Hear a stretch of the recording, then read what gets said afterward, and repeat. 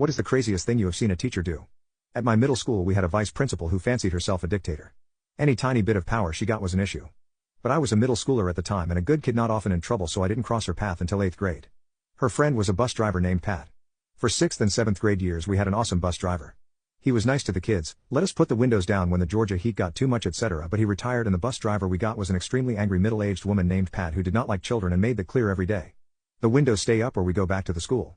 She would yell as she had the only fan blowing in her face on a 100+ degree school bus. Ostensibly this was to keep us from throwing things out of the bus, but that was never an issue before or after. The real reason was that before the bus driver could leave the bus at the end of the day all the windows had to be back up and locked. So this saved her effort. My bus stop was the first she drove by but the last to pick up and had been that way for years. Pat changed this and decided she only wanted to stop on the first pass by and kept threatening to leave the kids in my neighborhood if we made her stop twice. I first got on the Karen VP's radar because Pat left me on the side of a very busy road one morning. She could have stopped but wagged her finger at me as she drove away and left me. I flipped off the kids laughing at me out of the back window, but the bus driver Pat thought I was flipping her off. I didn't get suspended because she left me with no way to get to school on the side of an extremely busy road and my mom threatened to sue if it happened again. But after that they had it out for me. Pat tried several times to get me on anything. She even coached a kid to say I bullied him, but when the real principal brought in the kid he said no, they are my friend, it was those other kids and a bunch of other little poop. Anything to get me in trouble. So the petty revenge comes in here.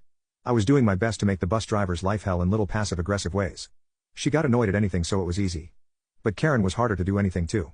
After fighting with the bus driver and the assistant principal for most of the year, revenge came in the form of a police fundraiser. They were advertising it on the local TV news and local radio stations.